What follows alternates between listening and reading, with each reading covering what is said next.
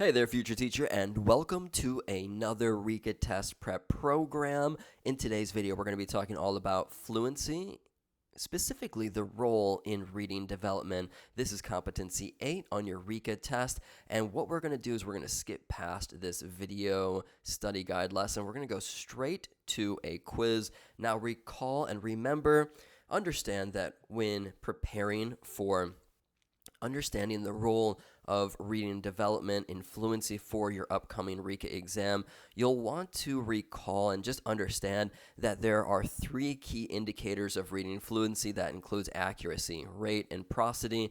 Make sure as well that you understand all the stages of reading development, as well as the number one culprit of weak word analysis skills in order to check our readiness for the fluency role of reading development. We're going to be taking a 10-question quiz.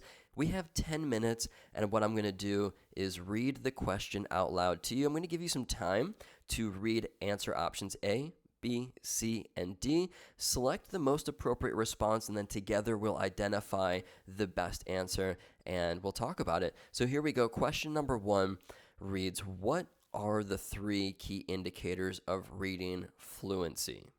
Kind of just gave that away in the introduction, but hey, that's fine. It's a little kind of easy nudge into this fluency quiz. So remember that accuracy, rate, and prosody are the key indicators of fluency. Prosody, if you recall, it means the intonation at that which someone reads. So if there's a question, you go up at the end of it. If there's an exclamation mark or a period, commas, we read with proper intonation, and that's called prosody. All right, so we're moving on next to question number 2. This one reads, how does fluency impact reading comprehension? Go ahead, read the answer options, and together we'll select the best answer.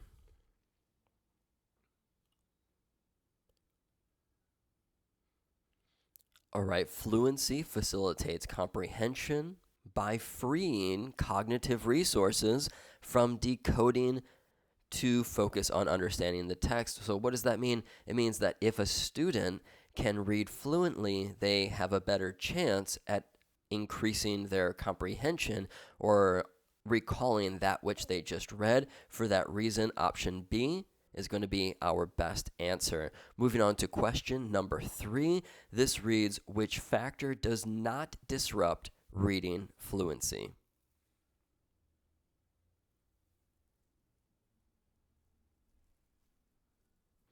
All right, so we want an answer that does not disrupt reading fluency. And I'm looking at answer option A because extensive background knowledge actually supports reading fluency. So you can think of if you are teaching about dinosaurs, for example, and there's one student who maybe went to the museum previously and saw a dinosaur exhibit. Maybe they took the tour. They already have this background knowledge of dinosaurs.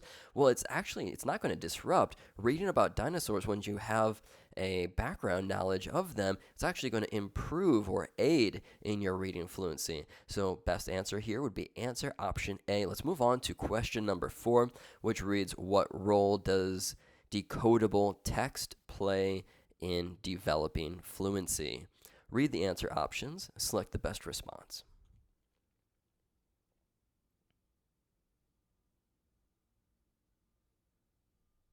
I remember when I was preparing for my Rica test, there were just so many words such as decodable text. I swear, even though, I think I graduated with a 4.0 for the teacher's program, we never talked about these technical terminology, these jargon words that are extremely important to have a really good grasp on.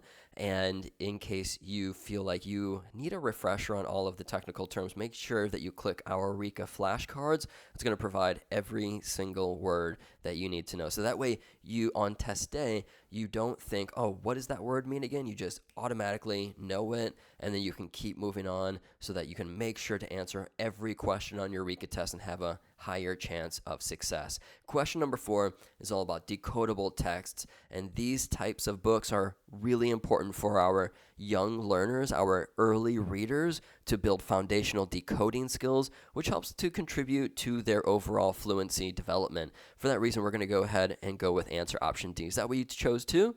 If so, give this video a thumbs up. Let's move on to question number 5. How should fluency be developed in readers? Take a moment here to read all the options, and then we'll go over it together.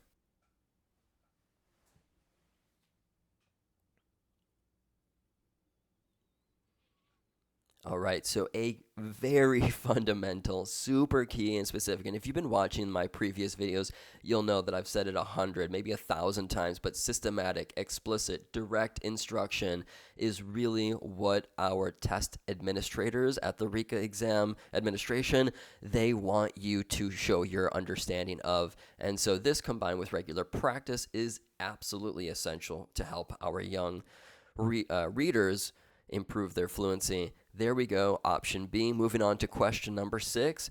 This one reads, what is not a benefit of independent silent reading in fluency development? Independent reading is a really important time for our students. I remember every single morning when I was a full-time teacher, I would be at my desk. The students would understand their routine. Their book would be laid out from the previous day right on their desk. They would walk in, greet me, sit down, and they would start to read. So any of the students who would come into the classroom early, they wouldn't ask themselves like, oh, what should I do? They wouldn't feel social pressure in talking or, or kind of like doing anything in particular. Everyone just had their morning silent reading time, and it was a great habit. It was a, great thing that we did. And now the only thing is that you have to be cautious with independent reading, because although it has many benefits, as teachers, we're not sure if they're actually reading, right? I mean, they could just be spacing off, which is kind of okay before the morning starts, but we don't know if they're pronouncing the words in their head correctly. And so when I see this option A, it ensures accurate pronunciation. I know that that is not a benefit of silent reading. Moving on to question number 7, why is prosody important in reading fluency? Take a moment here. What's the best response? If you appreciate this video, please give it a thumbs up. We work really hard to make these questions, to give it to a developer, to put it into code, to make sure that all of these have this ticking, this countdown timer in order to replicate kind of like a mini exam, a quiz of what you'll see on test day. And these videos take a lot of time and effort. And if you want to make sure that you're going to pass your test, we offer everything that you need. Just click the link in the description below or visit us at ricatest.com. All right, so we are talking about prosody. Here we go. Remember, prosody involves appropriate expression. We talked about that earlier. You go up for a question, you kind of slam it down with an exclamation, you pause for a comma, etc., and so forth. And this enhances the rhythm, the tone, which makes listening to someone more enjoyable as they read. We're going to go with option C and move on to question number 8. Which aspect of fluency should be emphasized from the earliest stages of reading development? That's a really important part of this section of your of your Rica test, is understanding all stages of reading development. And here we go. We still have over 2 minutes. We've got plenty of time. We're on question 8. You're doing great. Thanks so much for sticking around. I really appreciate it, and I feel honored to be your instructor. So from the earliest stages, emphasizing on accuracy and swift identification of letter recognition and reading simple words in order to build that foundational fluency skill for our students is absolutely crucial. And that's why I'm going to go ahead and select option D, accurate identification of letters and words. Let's move on to question number 9 here. What disrupts fluency for older readers? Is it well-developed phonics skills, complex syntactic structures, familiarity with the text content, or strong background knowledge? That, my fellow California teacher, is option B. Sometimes these complex syntactic structures can be really challenging for our older students as they begin to read higher level texts. These kind of new structures, you can think about for example, science textbook, they have like Venn diagrams, and they need to learn all about the table of context and how to read the glossary and the indexes, and just the overall, understanding that before you just start to read like a novel, for example, a textbook, a history textbook or the science textbook, you want to look at the bold terms, the titles, the captions underneath the pictures, and we need to teach these strategies to our students. We've got 45 seconds left, good amount of time for this last question. What is the role of background knowledge in reading fluency?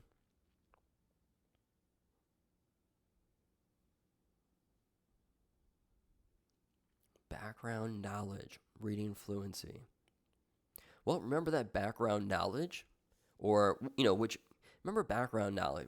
I've been talking about this in all the videos. The Rica test, it doesn't just clearly lay it out. Like if you and I were in the teacher's lounge and we were just talking, we probably wouldn't say background knowledge. We'd probably just say the stuff or the things that we already know about. But background knowledge is just what you know from either books that you've read, movies that you've watched, podcasts that you've listened to, or maybe a trip that you took, you had this experience. And this background knowledge, it supports our own comprehension by allowing our readers to make connections with that which they're reading. Oops, we got 9 out of 10 because I was talking too much and I didn't score that. Let's just skip all this down and go on down to the correct response here. So, remember background knowledge, it helps support, here we go, right here. It helps support the reading comprehension of our students by making connections. This is really important. And another and fundamental section of your Rica test is we need to facilitate time where we help our students connect that which they've read, that which they've watched, that which they've listened to, that which they've experienced with the books that we're reading in class. All right, thanks so much for checking in here. Appreciate you, and I hope you found this video helpful. We're going to be covering all of the topics to make sure that you get a passing test. And if you need to do that, make sure you click the link in the description below or visit us at ricatest.com. I'll see you in future videos.